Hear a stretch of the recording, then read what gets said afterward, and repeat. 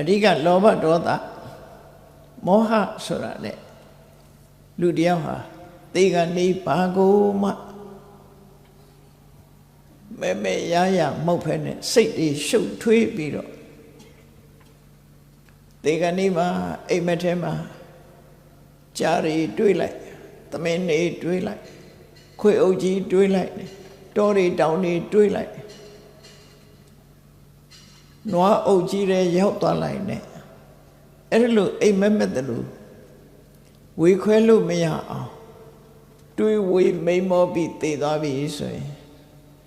နွားအုပ်ကြီးမြင်းနေတော့အိမ်မက်မဲ့နေတော့သေသွားလို့ရှိရင်နွားသွားဖြစ်တာပဲ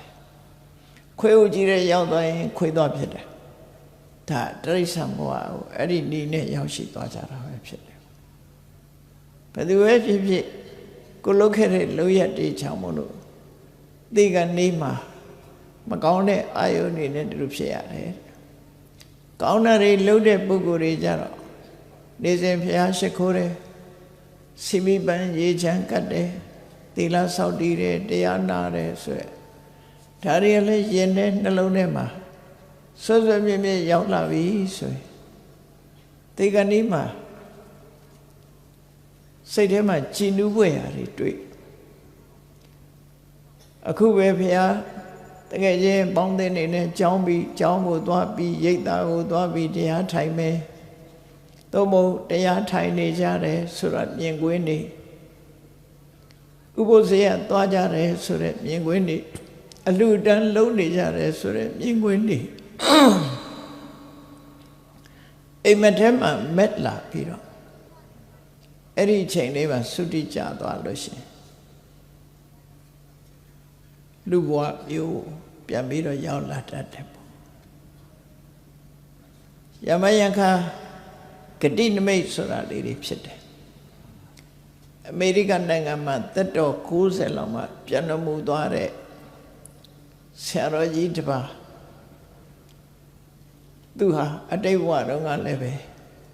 လူဘဝကလာတာသူပြန်ပြောတာလေးကိုသတိထားကြည့်သူရဲ့အတိတ်ဘဝမှာသူခန္ဓာကိုယ်မှာအနာကြီးပေါက်တယ်အနာကကြီးပြီးတော့ရင်းလာတဲ့အခါမှာဆေးရုံရောက်တယ်အနာရဲ့တန်ကိုမခံနိုင်လို့အနာကအလွန်ကျွံဖြစ်ပြီးစိတ်ကူးရင်မှာပဲသူဟာဆုံးသွားတယ်လူဘဝဆုံးသွားတဲ့အချိန်မှာသူ့အလောင်းကိုချတာသူကိုယ်တိုင်ပြန်မြင်လောင်းချတဲ့ပိဋကတ်ထဲသူလည်းပါသူကိုသူသေးတယ်ဆိုတာလည်းမသိဘူးအလောင်းချတာသူ့လောင်းချနေတယ်ဆိုတာတော့သိတယ်သူကိုယ်တိုင်လောင်းချတဲ့စီပါသွားတယ်အေးသူ့လောင်းမြေမြုပ်တင်းညုပ်ပြီးတဲ့အခါသူဟာတယောက်တည်းတောအုပ်ထဲမှာကြံရစ်တယ်ဒါသူပြန်ပြောပြတာနော်တောအုပ်ထဲကြံရစ်ပြီးတော့တယောက်တည်းထိုင်ပြီးတော့တော့ကြတော့သူ့နာမည်ကိုလှမ်းခေါ်တယ်မြင်းစည်းလာတဲ့အဖိုးကြီးတယောက်သူ့နာမည်ကိုလှမ်းခေါ်တော့ဟာငါခေါ်တာပဲလို့ကြည့်လိုက်တော့အဖိုးကြီးတယောက်မြင်တယ်မြင်းမောအဖိုးကြီးကလှမ်းပြောလိုက်တယ်သူ့နာမည်ခေါ်ပြီးမင်းငါနောက်လိုက်ခဲ့သူလေဘာရလို့မဟုတ်ကဲ့ဆိုထားလိုက်သွားတောကိုဖြတ်ပြီးတော့ကြော်လိုက်တဲ့အခါမှာသူတို့ရွာဖြစ်တယ်နော်သူတို့ရွာတွေ့တယ်သူတို့ရွာမှာသူ့ရဲ့အိမ်ကိုတွေ့တာပဲသူနေကြတယ်ဟာဒါငါတို့ရွာပဲငါအိမ်ပဲဆိုပြီးတော့အဲ့ဒီဖိုးကြီးကမင်းဒီအိမ်မော်တက်ဒီအိမ်မှာနေရစ်လို့ပြောတယ်သူတို့အိမ်မော်သူတက်တာတက်လို့မရဘူးတဲ့ဒါအိမ်မက်တိတ်လို့ဖြစ်နေတာပေါ့နော်တက်လို့မရဘူးတက်မရတော့မြင်းစည်းတဲ့အဖိုးကြီးကကြည့်ဒီအိမ်တက်မရရင်လည်းဟိုဘက်အိမ်တက်ကွာလို့ဆိုအဲ့ဒီအိမ်မော်ကျတော့ရှောရှူရှူရောက်တယ်ဒီဘဝမှာအဲ့ဒီအိမ်မှာသူမွေးတာဒါလည်းဂတိနမိတ်တစ်မျိုးပဲသေကံနီးမှာလူတွေဟာမလွဲမသွေအာယုနမိတ်တစ်ခုခုစိတ်ထဲမှာဆွဲလန်းပြီးတော့တည်သွားကြတာကြီးပဲဖြစ်တယ်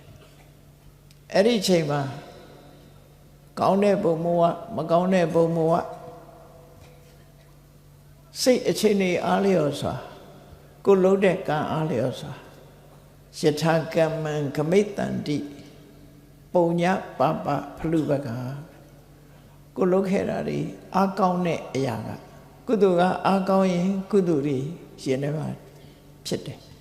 အကုသိုလ်ကအားကောင်းနေရင်အကုသိုလ်တွေရင်ထဲမှာဖြစ်တယ်တခါတရံကျတော့အခွင့်အရေးရတာနဲ့လည်းဆိုင်တယ်အဲ့ဒီအချိန်မှာအကုသိုလ်ကအခွင့်အရေးရလို့ရှိရင်အကုသိုလ်ကဝေးကျိုးပေးလိုက်တယ်အကုသိုလ်စိတ်ကလေးဖြစ်နေတော့သိသွားရင်မကောင်းတဲ့ဘုံဘဝရောက်သွားကုသိုလ်စိတ်ကလေးဖြစ်နေတော့သိသွားရင်ကောင်းတဲ့ဘုံဘဝရောက်သွားဒါကြတော့အခွင့်အရေးလို့ခေါ်တယ်အဲ့ဒီအခွင့်အရေးနဲ့လည်းဖြစ်နိုင်တယ်ထီဖွင့်တာတွေတွေ့ဘူးကြလိုက်ပဲခဏမျိုးစုံရေးထားတဲ့ဘောလုံးလေးတွေကိုလှည့်ပြီးတော့ထုတ်လိုက်တဲ့အခါဘယ်ကဏ္ဍအရင်ထွက်မယ်ဆိုတာပြောလို့မရဘူးအနည်းဆုံးရောက်နေတဲ့ကဏ္ဍကအရင်ထွက်သွားတယ်ဘောလုံးလေးကအရင်ထွက်သွားတယ်အဲ့ဒါလိုပဲလူတွေဟာလွန်ခဲ့တဲ့အချိန်တွေကလုပ်ခဲ့တဲ့ကုသိုလ်ကိုပြန်ပြီးတော့အောက်မေ့သွားတာလည်းရှိတယ်ငယ်စဉ်ကလုပ်ခဲ့တဲ့အကုသိုလ်တွေကိုပြန်ပြီးတော့အောက်မေ့ပေါ်ပြီးတော့ဒုက္ခရောက်သွားတဲ့ပုဂ္ဂိုလ်တွေလည်းရှိတယ်ဘယ်ဟာအောက်မေ့မယ်ဆိုတာတာမန်ပုထုဇဉ်ပုဂ္ဂိုလ်တယောက်အနေနဲ့ဆုံးဖြတ်နိုင်စွာမရှိဘူးဥပမာမဲ့အိပ်ပျော်နေလို့ရှိရင်အိမ်မက်ဆိုတာထိန်းချုပ်လို့မရဘူးလေသူမက်ချင်တာမက်တာသူမက်ချင်တာမက်တေဂဏီမှာအိမ်မက်လို့ဟာမျိုးတွေမက်ပြီးတော့သိဆုံးသွားတဲ့အခါမှာဘဝတစ်ခုရောက်သွားကြဒါတမန်ပုထုဇဉ်ပုဂ္ဂိုလ်တွေဟာဒီအနေအထားမျိုးနဲ့ဖြစ်သွားကြတာပဲအဲ့ဒီအချိန်မှာလိမ္မာပတ်တဲ့မိကောင်းဆွေကောင်းသားကောင်းသမီးကောင်းရှိတဲ့ပုဂ္ဂိုလ်တွေကြတာကုသိုလ်ကောင်းမှုပြုပေးတယ်တို့တို့သက်သာကောင်းကုသိုလ်ကောင်းမှုတွေဖြစ်အောင်ဆောင်ရွက်ပေးကြတယ်ဆိုရင်အဲ့ဒီကုသိုလ်စိတ်လေးနဲ့လည်းတည်သွားတဲ့ပုဂ္ဂိုလ်ရှိတယ်မလိမ္မုံမလိမ္မာတွေကြတော့ဘာလုပ်လဲတေဂဏီမှာဗန်စာအုပ်ဘယ်နှထားခဲ့တယ်ရွှေကဘယ်နှမြုပ်ထားတာတော့ဘသူစီကြွေးတောင်းเสียဘယ်မှာရှိတော့လဲဆိုတည်တဲ့လူကိုစိတ်မဖြောင်းအောင်လုပ်လိုက်လို့ကတိကောင်းဖြစ်သွားတဲ့လူလည်းရှိတယ်တေဂဏီစိတ်အခြေအနေဆိုတာအမှန်တမ်းအရေးကြီးတာပေါ့ကောင်းတဲ့စိတ်နဲ့တည်သွားရင်ကောင်းတဲ့ဘုံဘဝရောက်သွားနိုင်သေးတယ်ပေါ့နော်ဒါကြောင့်လူဘဝဆိုတာဒီပုံစံနဲ့သွားတာဘယ်သူကမှကိုယ်ထိန်ချုပ်တာမဟုတ်ဘူးကိုလို့တဲ့ကံတွေကအဲ့ဒီကံတွေဟာကိုယ်စီမှာပါလာပြီးတော့တင်သတ္တအနုကံဟောတိဒီတဝါတည်းမကဘူးနောက်ဘဝမှာလည်းပဲကိုယ့်ရဲ့နေမှာရှိနေတယ်ဆိုတာငယ်ငယ်ဟာအကြောင်းအရာတွေဟာပျောက်နေတော့လေတခါတည်းမစင်စားဘဲနဲ့ပေါ်လာတတ်တာတွေတတိထားပေးကြပါလေအဲ့ဒါခေါင်းထဲမှာပေါ်လာတယ်ဆိုတာကိုလုတ်ခဲ့တာတွေရှိနေတယ်ဆိုတာတတိထားမှာဖြစ်တယ်အဲ့ဒီပုံနဲ့ဘဝမှာသွားနေကြတာအရေးကြီးတာဘာလဲလို့ဆိုလို့ရှိရင်တန်တရားထဲမှာအမှားအယွင်းတွေလွဲချော်မှုတွေဖြစ်နေတတ်တယ်အမှားယွင်းဆိုတာလွဲမှားမှုတွေပေါ့လွဲမှားတယ်ဆိုတာ၃မျိုးရှိတယ်စာပေကလွဲမှားမှုကိုဝိပ္ပန္နတလို့ခေါ်တယ်ဝိပ္ပန္နတဆိုတာလွဲမှားစွာထင်ရင်မြင်ခြင်းတင်ညာဝိပ္ပန္နတဆိုတာအထင်လွဲတာအထင်မှားတာစိတ်တဝိပ္ပန္နတဆိုတာအတိမှားတာဒိဋ္ဌိဝိပ္ပန္နတဆိုတာအမြင်မှားတာအမှတ်၃မျိုးရှိတယ်နော်အမှတ်မှားတာလည်းရှိအမှတ်မှားတာတွေဆိုရင်တမန်အဖြစ်ကိုပစ္စည်းလေးပဲနားထားတယ်ဆိုတာတခါတလေအမှတ်မှားနေတာရှိတယ် သူပေးလိုက်တယ်မပေးလိုက်ဘူးဆိုတော့လည်းအမှတ်မှားချက်မှားတယ်မိတတ်တဲ့ပုဂ္ဂိုလ်တွေအဲ့တော့မှားယွင်းမှုဆိုတာဖြစ်တတ်တယ်တမန်အဖြစ်ပုထုဇဉ်တွေဟာတင်ညာဝိပ္ပန္နတာဆိုတဲ့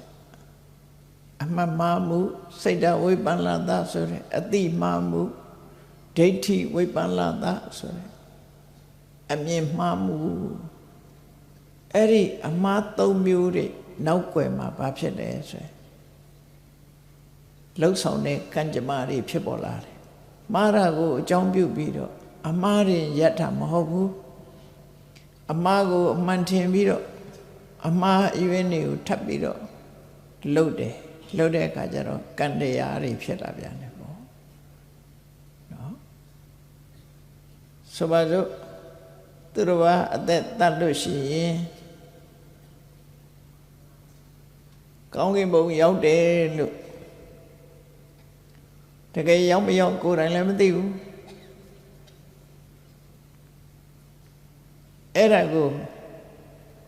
အမြင်မှားပြီးတော့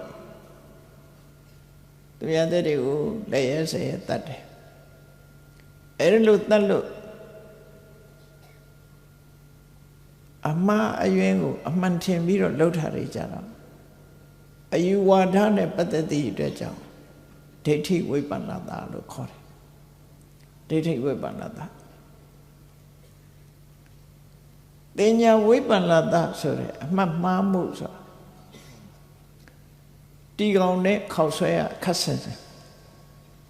ညမှာတီကောင်ဟင်းညိုချက်ထားတာကိုခောက်ဆွဲဟင်းညိုမှတ်ပြီးတော့တောက်မနေ့ကြတဲ့အခါကျတော့တီကောင်ဟင်းညိုဖြစ်တယ်ခောက်ဆွဲဟင်းညိုအမှတ်နဲ့တောက်တော့ကောင်းတယ်တီကောင်မှန်းသိတဲ့အခါကျတော့ရော့နေအန်နေအဲ့ကြတော့ဒါကအမှတ်မှားတာလို့ခေါ်တယ်ဥပမာတစ်ခုကြည့်ပဒုံလေးတစ်ကောင်ရဲ့အမှတ်မှားမှုကျက်တူရေးတစ်ကောင်ရဲ့အမှတ်မှားမှု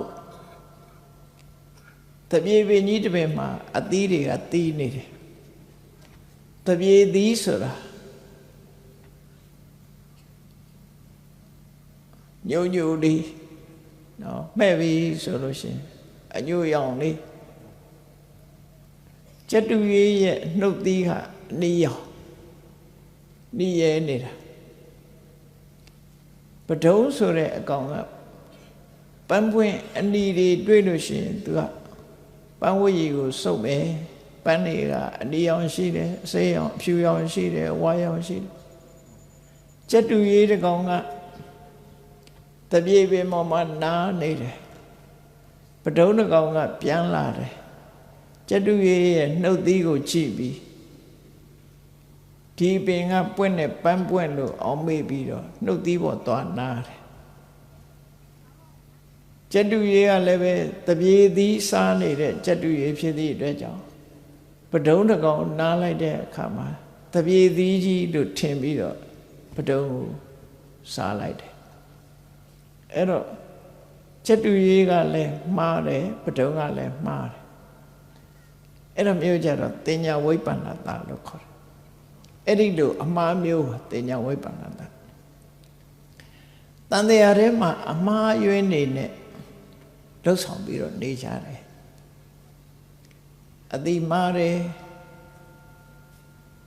အယူမှားတယ်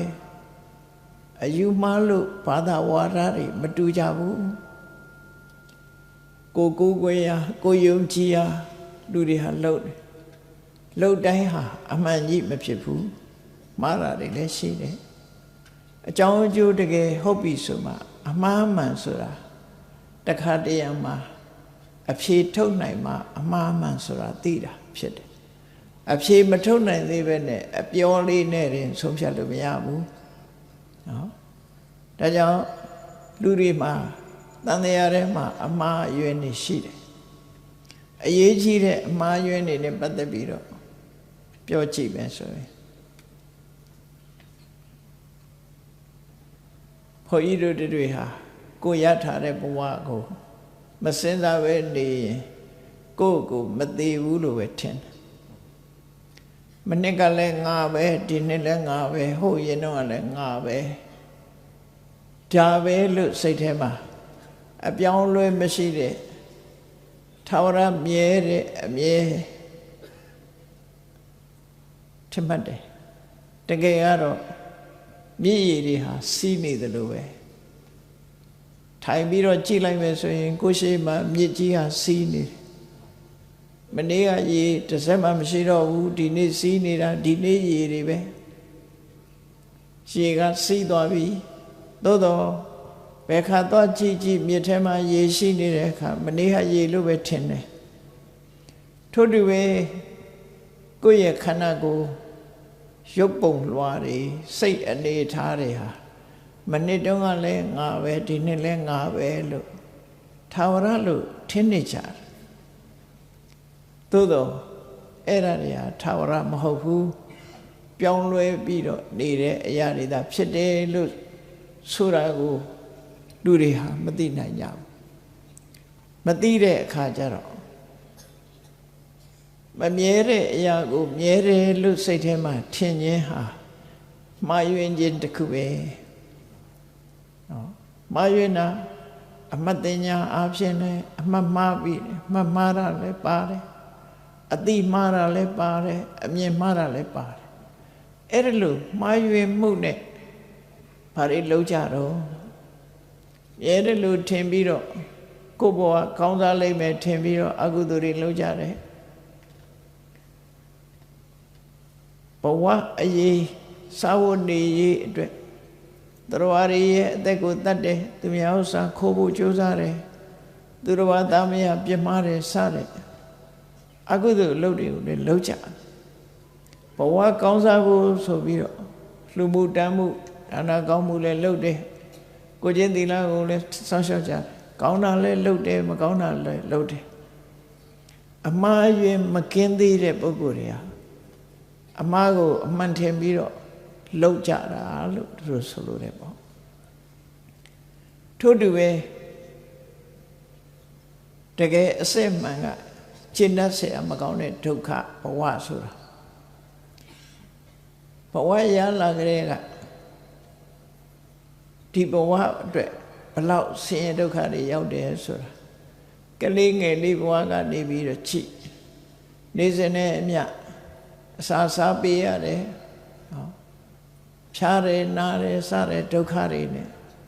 တဖြည်းဖြည်းကြီးထွားလာပြီးတော့လူတွေဟာဒုက္ခနဲ့ရင်ဆိုင်နေရ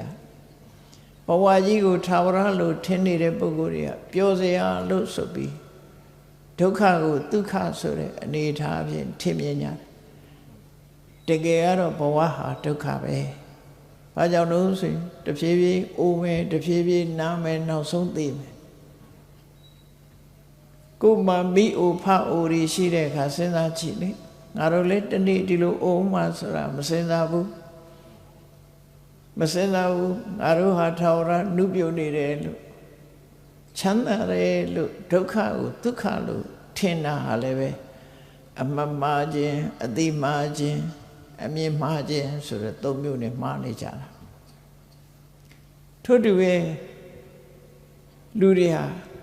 ကျမ်းမာတန်ဆွမ်းနေတဲ့အခါမှာကိုလှုပ်တာဖြစ်တယ်လို့ထင်ကြတယ်တကယ်ကတော့ကိုလှုပ်လို့ဖြစ်တာတခုမှမရှိဘူးတဘာဝတရားတွေဟာအကြောင်းအကျိုးမြတ်တာနေတဲ့အခါမှာသူ့ရဲ့တဘာဝအတိုင်းဆွမ်းဆောင်မှုပေးနေခြင်းသာဖြစ်တယ်တဘာဝကဆွမ်းဆောင်မှုပေးနေတာကိုကိုလှုပ်တယ်လို့ထင်နေကြတယ်ပညာသင်တယ်ပညာတတ်တယ်ငါလှုပ်လို့ရတယ်စီဝါဥစ္စာရှာတယ်စီဝါဥစ္စာတွေဖြစ်တယ်ငါလှုပ်လို့ရအလုံးငါလှုပ်လို့ရတယ်ငါအလိုတိုင်းပဲအကုန်ဖြစ်တယ်လို့စိတ်ထဲမှာထင်တယ်စဉ်းစားကြည့်နောက်ဆုံးမှာကိုယ်ခန္ဓာကိုယ်ကြီးဟာလေဖြတ်သွားရင်ငါလှုပ်လို့မရဘူးဆိုတာအဲ့ကြတော့မှတွေ့ပြန်တယ်အကြောင်းအကျိုးမညီညွတ်လို့တခုဖြစ်သွားရင်ငါလှုပ်တိုင်းမရဘူးဆိုတာသဘောပေါက်လားအေးငါလှုပ်လို့ရတယ်လို့ထင်နေတာအတ္တတကယ်ကတော့သဘာဝတရားတွေအကြောင်းကျိုးညီညွတ်နေတဲ့အခါမှာသွားနေတာကာရစီဆိုပါစို့အင်းကြီးကလည်းကောင်းတယ်စီကလည်းကောင်းတယ် အလုံးဘိန်းနေရလဲကောင်းတယ်အဲ့ဒီအနေထားနဲ့ရှိနေတဲ့ကားကြည့်ပြီးတော့ငါမောင်းကျင်တဲ့နေရာမောင်းလို့ရတယ်လို့လူတိုင်းဟာအထင်ရောက်တာကြည့်ပဲကော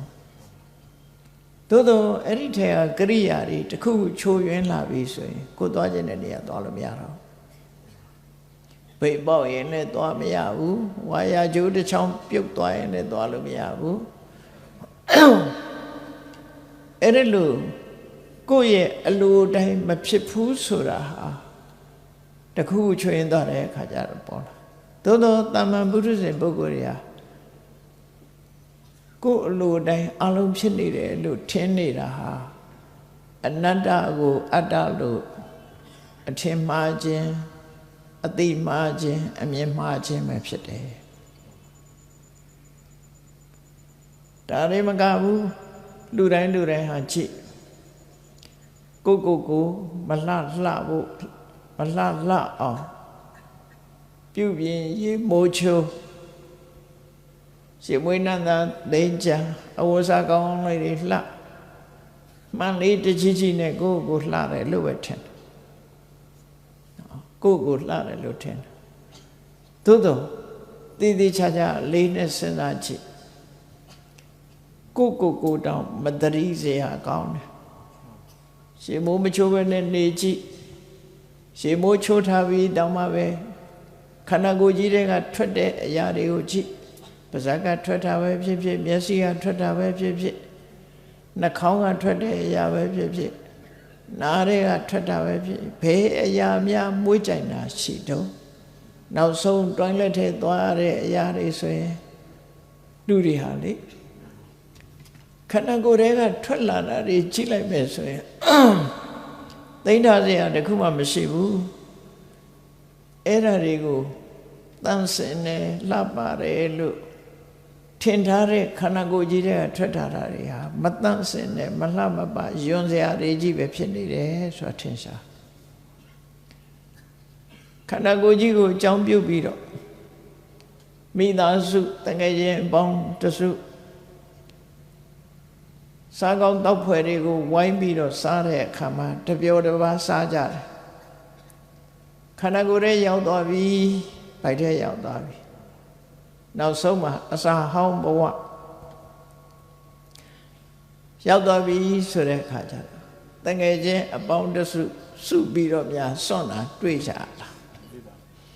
အဲ့ဒီကြတော့မလုပ်တယ်တွိုင်းလက်ထဲဝင်ချက်ထိုးပြီးတော့တယောက်ထဲနှာခေါင်းပိတ်ပြီးတော့စွန့်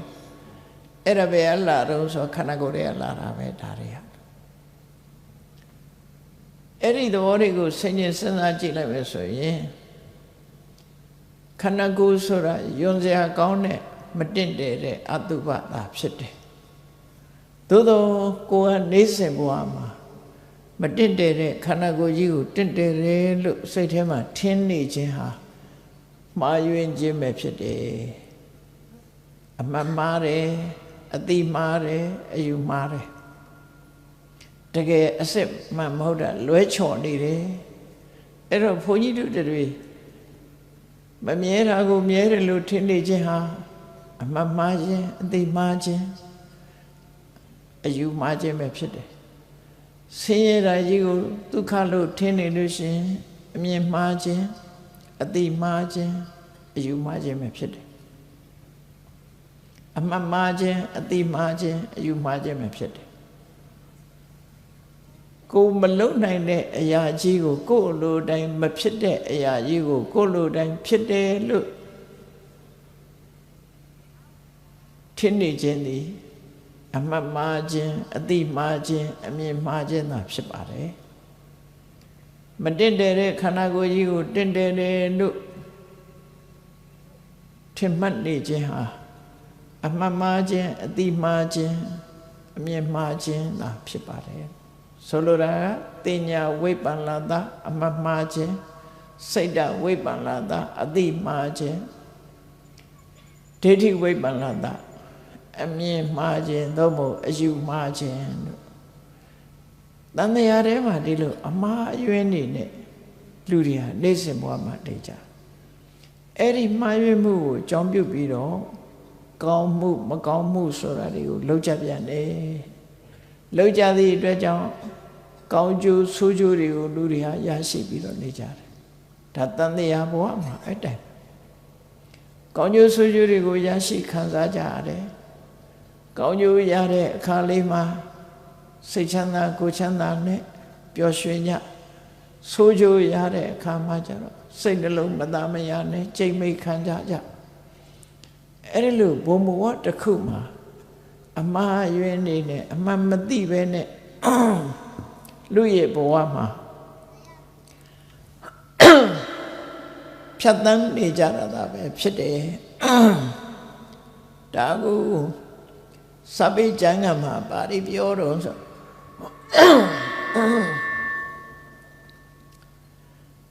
အနိစေနေသတင်ကြီးနောဒုက္ခေသဒုက္ခတင်ကြီးနောမမြဲတဲ့ခန္ဓာ၅ပါးကိုမြဲတယ်လို့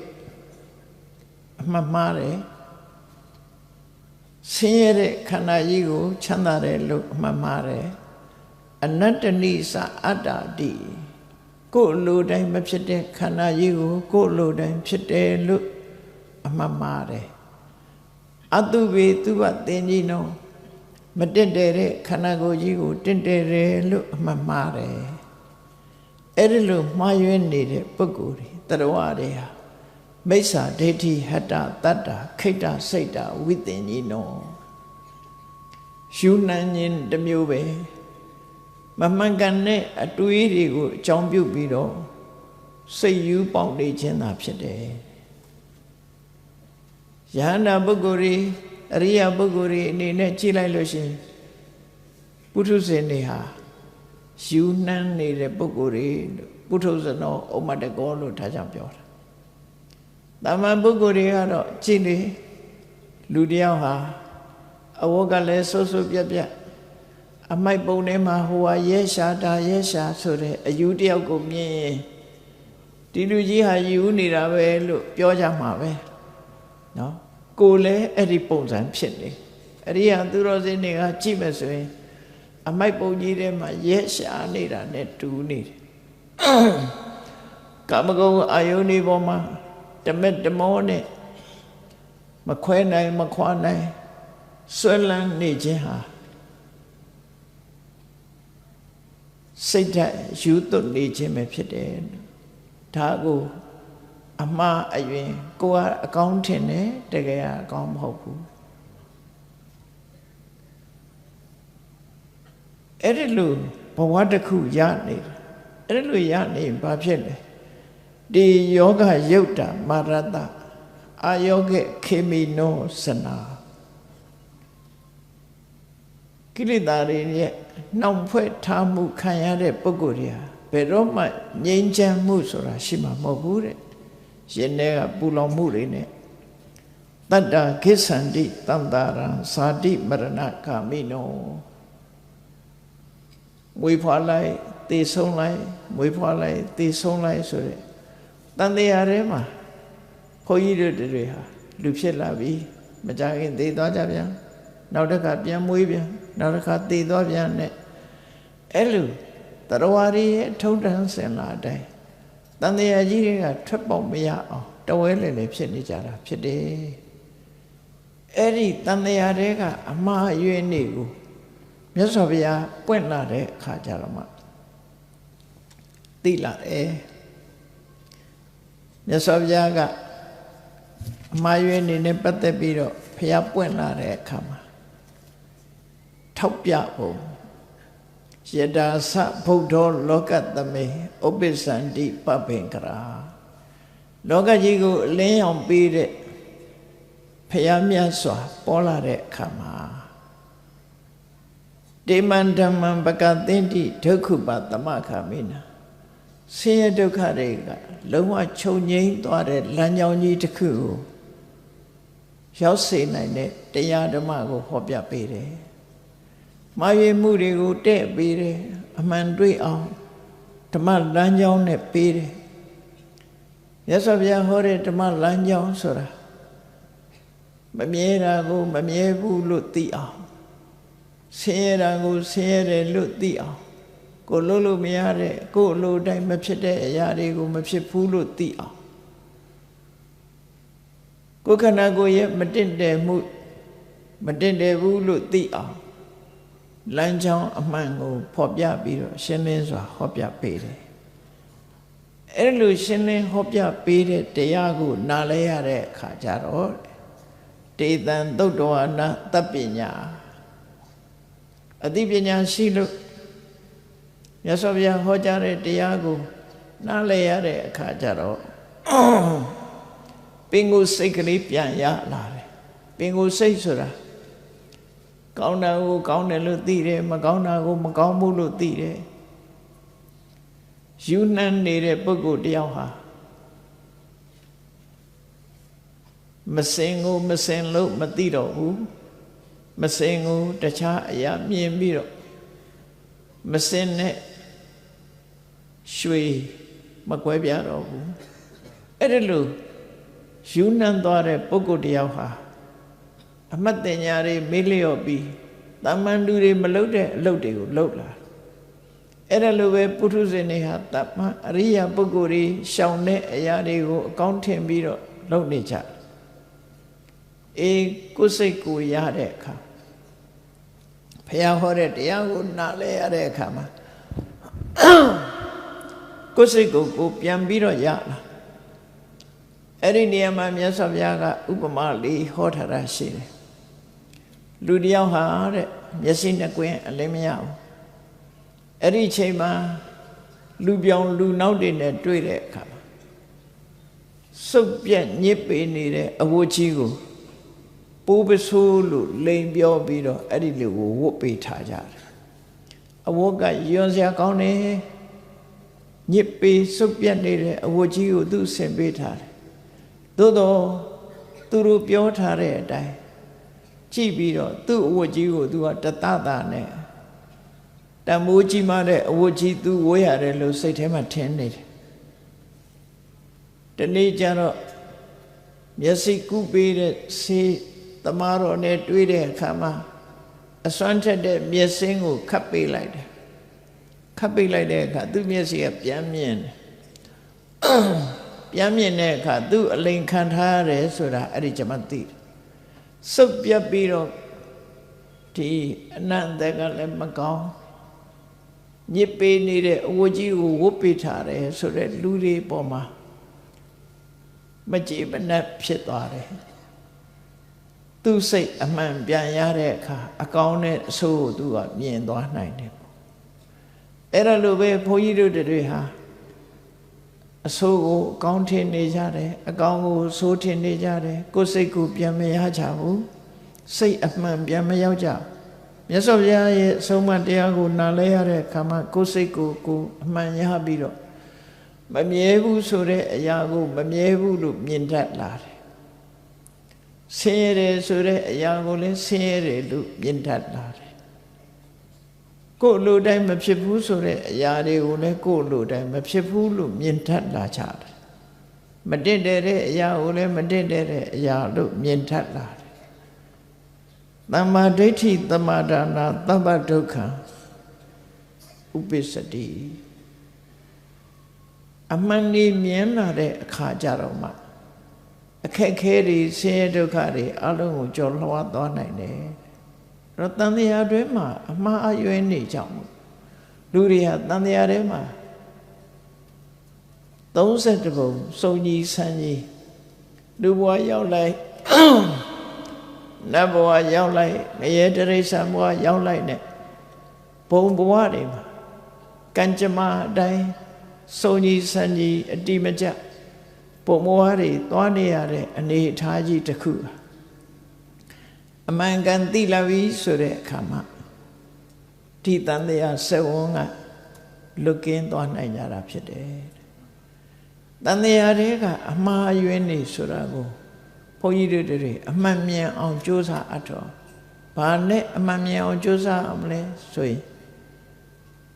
ကြည်အမှန်မမြင်လို့ပဋိစ္စသမုပ္ပါဒ်မှာအဝိဇ္ဇာကြောင့်သင်္ခါရနောက်ဆုံးမှာ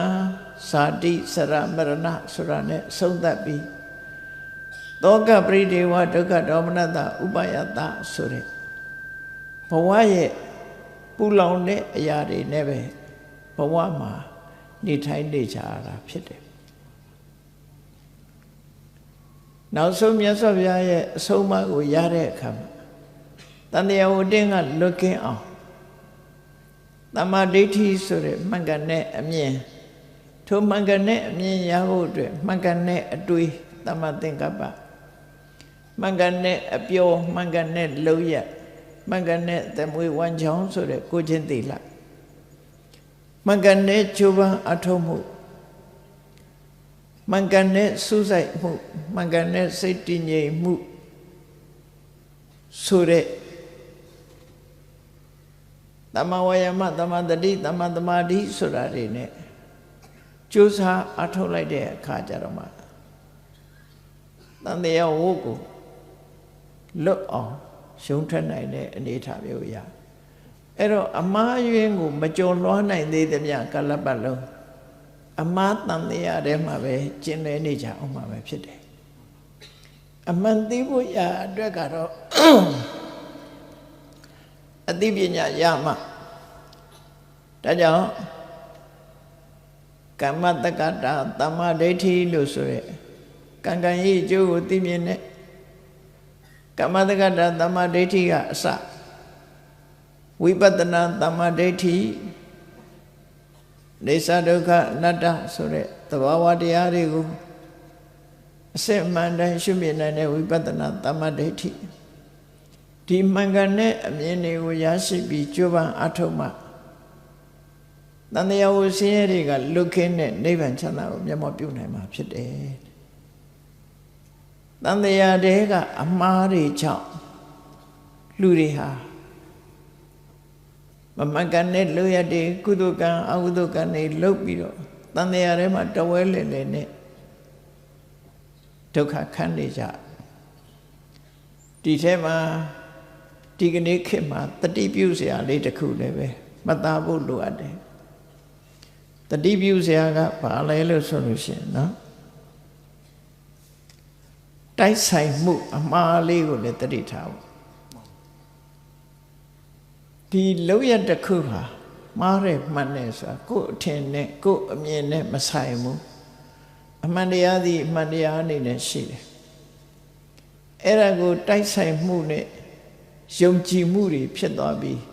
လူတွေဟာအမှားကိုအမှန်ထင်ပြီးတော့လုံးမိတဲ့အခါမှာဆင်းရဲဒုက္ခရောက်ကြတာလေးကိုပုံပြင်လေးတစ်ခုအနေနဲ့မှတ်သားကြည့်ဖို့ဒီကနေ့ခေတ်မှာလည်းသတိထားစရာပေါ့တိုက်ဆိုင်မှုတွေကအလွန်များတယ်950ဇတ်ထဲမှာပါတဲ့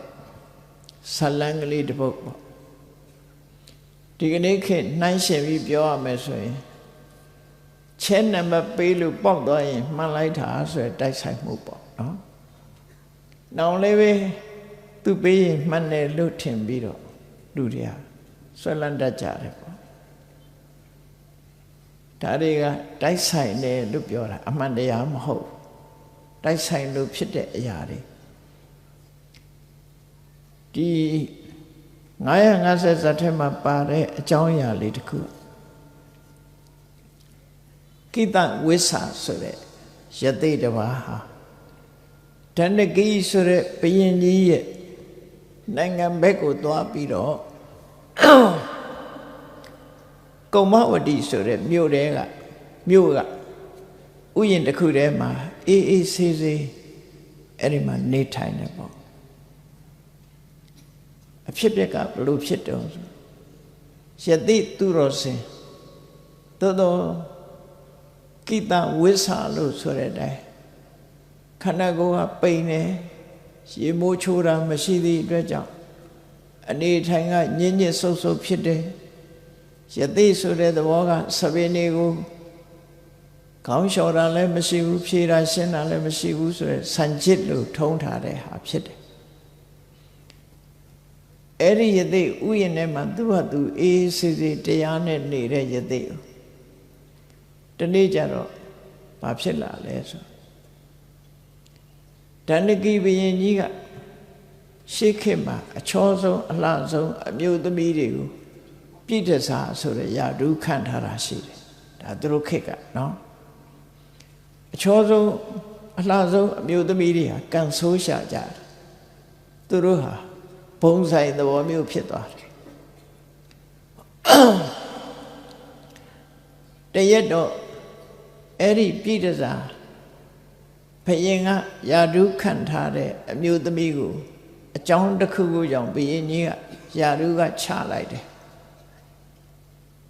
ယာဓုပေးထားတယ်ဆိုတော့ဘုရင်ကငွေကြေးဒဏနဲ့နေရာထိုင်ခင်းနေပေးထားတယ်ယာဓုပြုတ်သွားပြီဆိုရင်ငွေကြေးလည်းမရဘူးနေရာလည်းမရအဲ့ဒါလို့ဖြစ်သွားတော့သူကဥယျာဉ်နဲ့ရောက်တော့ခုနရသေးကိုမြင်တယ်မြင်တဲ့အခါမှာဘလို့အတွေးပေါက်တယ်လဲဆိုငါဟာဆက်ဆုပ်เสียကြက်တည်မရှိတဲ့ရသေးကိုတွေးရတယ်အဲ့ဒီကြက်တည်မရှိတဲ့ရသေးကိုရသေးရဲ့ခန္ဓာကိုယ်ငါမှာဒီဘုရင်ကြီးကယာဓုချလိုက်တော့သူကန်ဆိုးနေတယ်အဲ့ဒီကန်ဆိုးနေတဲ့အရာတွေကိုဒီသူရုပ်ပေါ်မှာတတွေးထွေးလိုက်ရလို့ရှိရင်ငါကန်နေပြန်ကောင်းလိမ့်မယ်လို့ယူဆတာလူလောကဆိုတာအထင်တွေကတော်တော်ဆိုးတယ်နော်မှားရွေးနေအတွေ့သူရုပ်မှာကိုတတွေးထွေးလိုက်ရလို့ရှိရင်သူခေါင်းကိုတတွေးထွေးလိုက်လို့ရှိရင်ငါဟာကံကောင်းလိမ့်မယ်ငါရဲ့ကံဆိုးတွေဟာပျောက်သွားလိမ့်မယ်သူ့ပေါ်ကိုကုပေးလိုက်မယ်ပေါ့အဲ့လိုအတွေးနဲ့သူဟာရသေးရဲ့ခေါင်းပေါ်ဆန်းချစ်ထဲကိုတတွေးထွေးထည့်လိုက်တယ်အဲ့လိုတတွေးထွေးပြီးတော့သူ့ကိုယ်သူကံကောင်းပြီဆိုတဲ့ပြည်တစားမှာစိတ်ကထင်သွားတဲ့အချိန်လေးမှာဘုရင်ကြီးကလိုက်ရှာခေါ်ပြီးတော့သူ့ကိုယာဓုပြန်ခံလိုက်တယ်တိုက်ဆိုင်သွားတာနော်တိုက်ဆိုင်သွားတယ်အဲသူ့စိတ်ထဲမှာဘာဖြစ်သွားလဲဒီယသိကိုတတွေးထွေးလိုက်ရလို့ယသိခေါင်းကိုတတွေးထွေးလိုက်ရလို့သူဟာယာဓုပြန်ရတယ်လို့ရှုဆသွားအဲဒါကြောင့်မို့တိုက်ဆိုင်မှုတွေကိုထူးသတိထားဖို့လိုအပ်တယ်ကိုလှုပ်တဲ့အလုပ်ဒီမကောင်းတဲ့အလုပ်မဖြစ်စေဘူးတိုက်ဆိုင်မှုတွေဆိုတာရှိတယ်ဆိုတာတတိထားဖို့သူဟာမဟုတ်တာလှုပ်ပြီးတော့မဟုတ်တာလှုပ်လို့ကံကောင်းတယ်လို့တိုက်ဆိုင်မှုအပေါ်မှာယုံကြည်လိုက်တာသူယာဓုပြန်ရသွားပြီထို့တူပဲသူယာဓုပြန်ရပြီးတဲ့နောက်မှာပရောဟိတ်ကြီးကလည်းယာဓုပြုတ်သွားတယ်ယာဓုပြုတ်သွားတော့ပရောဟိတ်ကငါနှမငါလည်းယာဓုပြုတ်တယ်ဘာလုပ်ရမလဲလွယ်ပါတယ်ဟိုဥယျာဉ်ထဲကယသိရုပ်ရဲ့ခေါင်းကိုသွားပြီးတော့တတွေးထွေးလိုက်ယာဓုပြန်ရတယ်ရေရဟာခြေတာပေါ့နော်ရေရဟာခြေတယ်ရေရဟာခြေတာဆိုတာဗမာတွေမှာသာရှိတာမဟုတ်ဘူးတခြားနိုင်ငံမှာလည်းရှိတယ်အင်္ဂလိပ်လိုရေရဟာခြေတယ်ဆိုတဲ့စကားလုံးကိုသိကျင်လို့ရှိရင်ပြောပြမယ်ရေရဟာခြေတယ်ဆိုတာမကောင်းတဲ့ကံတရားတွေကိုကောင်းအောင်ပြန်လုပ်တယ်ဆိုတဲ့အဓိပ္ပာယ်သူတို့ကြတော့ဘယ်လိုသုံးလို့ဆိုရင်နော် keeping bad luck away bad luck ဆိုတာမကောင်းတဲ့ကံတရားတွေကိုတခြားကိုပို့ထားတယ် keep bad luck away ဆိုအဲ့ဒါရေရချေတယ်ဒုတိယကံမကောင်းမှုဆိုရင်မကောင်းတဲ့ကံတွေကိုအဝေးပို့ထားတယ်ဒါရေရချေတယ်ကောအဲ့ဒီပုံနာကြီးယာဓုပြုတ်သွားတော့ကံမကောင်းမှုသူလည်းရေရချေလို့ရှိရင်ယာဓုပြန်ရလိမ့်မယ်ဆိုရင်ခတိခေလည်းချေနေကြတာပဲလေရေရတွေအဲ့တော့ကောင်းတဲ့ချေရင်တော့ကိစ္စမရှိဘူးမကောင်းတဲ့အလုပ်တွေလုပ်ချေမဲ့ဆိုရင်ဆိုးကျိုးကလာနိုင်တယ်ပေါ့အဲ့တော့ဒီပရောဟိတ်ပုံနာကြီးကပြည်တစားမှာပြောတယ်လွယ်ပါတယ်ယာဓုပြန်ရခြင်းအဲ့ဒီဥယျာဉ်ထဲကယသိခေါင်းသွားပြီးတော့တတွေးထွေးလို့ဆိုတော့ပရောဟိတ်ကြီးကလည်းယာဓုပြန်ရခြင်းလို့သွားလုပ်ပြန်တယ် ဟိုယသိကတကယ်သူတော်စင်ကြီးသိခံနေတာဘာမှမလုပ်ဘူးတရွေ့ထွေးလိုက်တရွေ့ထွေးပြီးမကြခင်နောက်တည့်ဘုရင်ကြီးကခေါ်ပြီးသူရာထူးပြန်ပေးတယ်ဟာကံကောင်းသွားပြီရေရကြေသွားပြီယူဆပြန်တိုက်ဆိုင်မှုနော်တိုက်ဆိုင်မှုကိုမှန်တရားလို့ယူဆပြီးတော့သူကျင့်တတ်နေစစ်ပွဲကြုံလာတဲ့အခါမှာအဲ့ဒီဘုရင်ကြီးကစစ်တိုက်ထွက်ရမယ်စစ်တိုက်ထွက်ရမယ်ဆိုတော့ပရောဟိတ်ဗုဒ္ဓရအကြံပေးတယ်ရှင်မင်းကြီးစစ်ပွဲအောင်မြင်သလားအောင်မြင်နေစစ်ပွဲအနိုင်ရချင်လို့ရှိရင်အဲ့ဒီယသိကောင်းသွားပြီးတတွေးထွေးရင်စစ်ပွဲအောင်လိုက်မယ်လူဆိုတာကောင်းတယ်ဆိုရင်သွားလှုပ်တာပဲလေအသိဉာဏ်မရှိတော့ဘုရင်ကြီးရောစစ်ထွက်မဲ့တတ်သားတွေရောအလုံးဥယျာဉ်နဲ့သွားစစ်ထွက်တော့မဲ့အချိန်မှာဥယျာဉ်နဲ့သွားပြီးတော့ရသေးခေါင်းကိုတတွေးတွေနဲ့ထွေးကြတာရသေးကြီးကတော့ဒီတိုင်းပဲသိခံနေရှာတကူလုံးဟာတတွေးတွေနဲ့ပွားပြီးတော့ရသေးဟာခြေထားလိုက်ကြတာအဲ့ဒီလုတ်ပြီးဘုရင်ကြီးကစစ်ထွက်သွားတဲ့အခါတိုက်ဆိုင်မှုနဲ့ဟိုကြတော့စစ်ပွဲအောင်လာပြန်နော်စစ်ပွဲအောင်လာဒါတွေဟာရသေးကြီးကိုတွေးထွေးလို့အောင်တယ်လို့သူတို့ဟာထင်နေကြအမှန်တော့တိုက်ဆိုင်မှုတက်တာဖြစ်တယ်ပေါ့ပြန်လာတဲ့အခါကျတော့အောင်မွေးရလာပြီဆိုစစ်သူကြီးကတော့စဉ်းစားဉာဏ်ရှိတယ်စဉ်းစားဉာဏ်ရှိတော့ယသိကြီးစီသွားပြီးစိတ်မကောင်းစွာနဲ့ရှေးမိုးချိုးပြီးတော့တွေးတွေထွေးထားတာတွေကိုတုတ်တင်ရှင်းလင်းပေးတယ်ပေးပြီးတော့ယသိကြီးကိုလျှောက်တယ်ရှင်ယသိကြီးတိုင်းပြည်ဘာဖြစ်နိုင်တော့ဆိုတော့ယသိကြီးကပြောတယ်အေးငါကတော့အလုံးပေါ်မှာသိခံနဲ့ခွင့်လွတ်တယ်ဒါပေမဲ့လို့နတ်တွေကစိတ်ဆိုးနေကြပြီနတ်တွေကအစည်းအဝေးထိုင်နေပြီဒီတိုင်းပြည်တစ်ခုလုံးမြေမြုပ်ပြစ်မယ်ဆိုပြီးတော့အစည်းအဝေးဆုံးဖြတ်ထားပြီနော်သူတို့လောက်ရကိုတိုက်ဆိုင်မှုကြောင့်ခဏတစ်ပြုတ်ကောင်းသွားတာကိုသူတို့အကောင်းထင်နေကြတယ်နတ်တွေကစိတ်ဆိုးနေပြီဒီတိုင်းပြည်ကြီးကိုဖျက်ဆီးလိုက်မယ်ဆိုတော့စစ်သူကြီးဟာသူ့သားမယားမိသားစုပစ္စည်းဥစ္စာတွေကိုယူပြီးတခြားတိုင်းပြည်ဘက်ကိုထွက်ပြေးသွားတယ်ခုနှစ်ရက်မြောက်တဲ့အခါကျတော့ကောင်းကင်ယံကသဲလေးတွေအပေါ်ကနေပြီးတော့မိုးပေါက်မဟုတ်ဘဲနဲ့သဲမုံလေးတွေရွာချလာသဲမုံလေးတွေကတန့်ပြန်ပြီးတော့နေတော့မြေပြင်းနေပေါ်မှာလည်းအကုန်လုံးတန့်ပြန်သဲမုံလေးတွေခင်းထားသလိုပဲတန့်ပြန်သဲမိုးရွာပြီးတဲ့အခါကျတော့ပန်းမိုးတွေရွာလိုက်တယ်လူတွေကဝမ်းသာကြတယ်မြေကြီးကလည်းတန့်နေတယ်မွေးကြိုင်နေတဲ့ပန်းမိုးတွေကလည်းကောင်းပေါ်ကကျလာတယ်ခြေနဲ့နေကြတာလူတွေကပျော်လိုက်ကြတာခဏနေတော့ဒီငွေကြေးတနထင်ငါရွာချပြန်တယ်တမိုးသိမ့်မကြည့်တဲ့တင်ကားလေးတွေရွာချလိုက်တယ်အလူရဲ့လူတွေကတင်ကားတွေရွှေတင်ကားတွေကိုကောက်ကြတယ်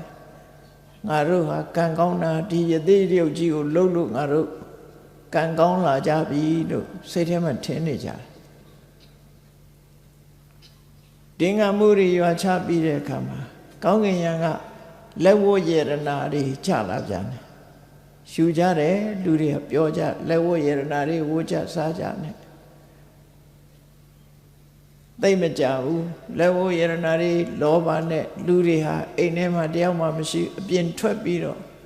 နောက်ထပ်ဘာလာအောင်မလဲလို့မျောနေတဲ့အချိန်မှာ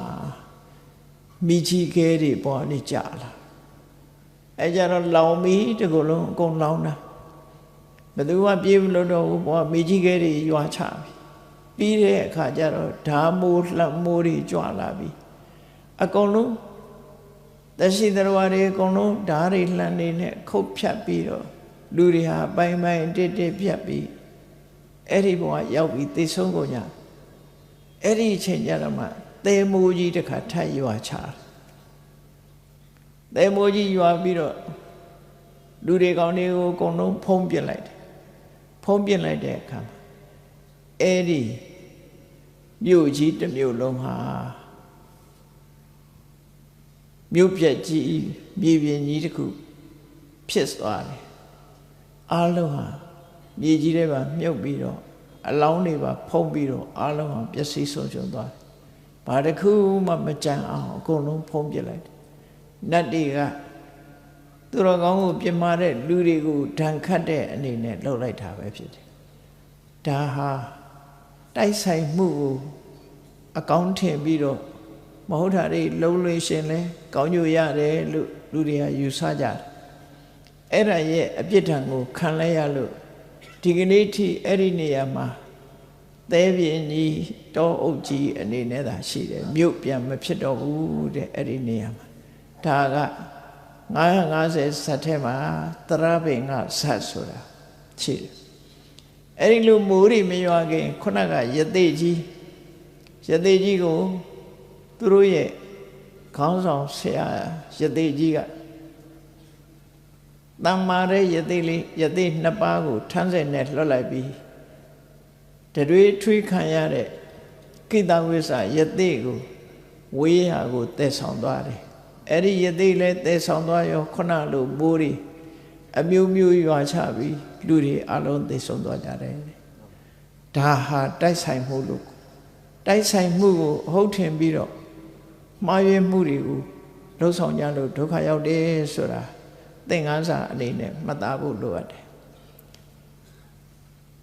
မှားယွင်းမှုအမှား၃မျိုးအမှတ်မှားခြင်းအတိမှားခြင်းအမြင်မှားခြင်းဆိုတဲ့